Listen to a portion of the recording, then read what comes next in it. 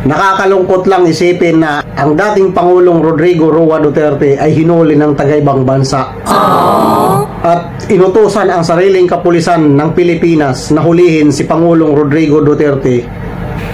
Lalong-lalo na ang kasulukuyang administrasyon ngayon na Pangulong Marcos.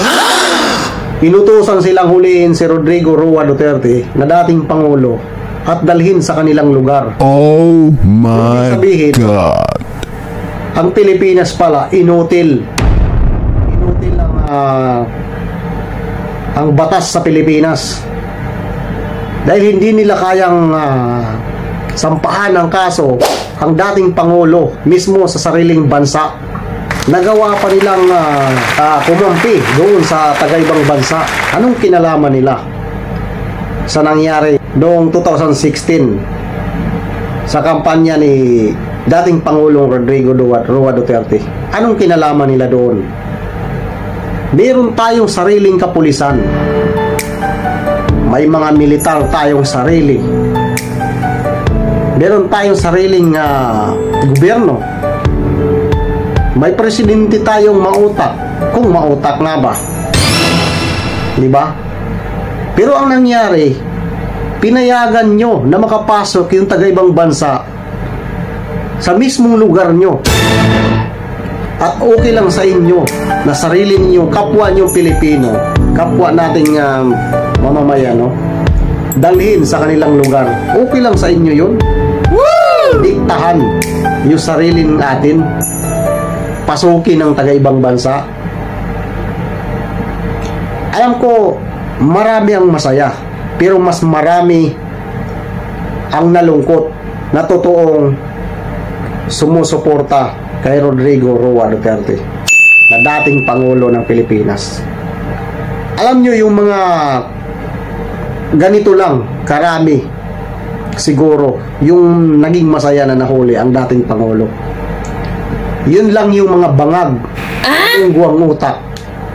Sila lang yung masaya. Oh my God! Pero lintik lang ang walang ganti dyan. Antayin nyo lang yan. Diba? Sarili nating, sabi nga nila, protektahan natin ang sarili nating bayan. Mahalin natin ang sariling bayan. Meron tayong sariling batas na kahit kailanman ay hindi nila magiging sa kanila. Pero pinapasok nyo ang taga-ibang bansa. Napakialaman kayo ng ibang bansa.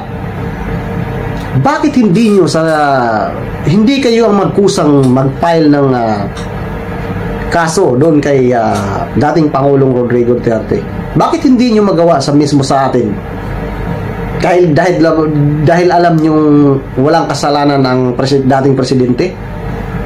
Kaya naghanap kayo ng kakampi. Yun ang totoo dyan. Dahil hindi nyo kaya yung taong nagsilbi lang ng totoo sa bayan natin. Kaya hindi nyo kaya, dahil hindi nyo mapakita na totoong may pinatay ba talaga siya. Wala kayong mismong mahagilap na ebidensya. Kasi kung meron kayong ebidensya na nahagilap, bakit hindi nyo kinasuhan mismo sa Pilipinas? O aber, dinala nyo sa ibang bansa. Sino ang nag-provide ng mga doon, ng ebidensya? Kayo din. Bakit hindi nyo gawin sa atin mismo? So, ibig sabihin yan, yung totoo talaga yan, gumawa lang kayo ng sariling kahit hindi totoo, dinala nyo doon sa ibang bansa at nakipag-koordinasyon kayo doon. Yun talaga ang totoo dyan. Gawa-gawa lang ang lahat ng mga yan. Yun talaga ang totoo dyan. Di ba? Nakakalungkot lang.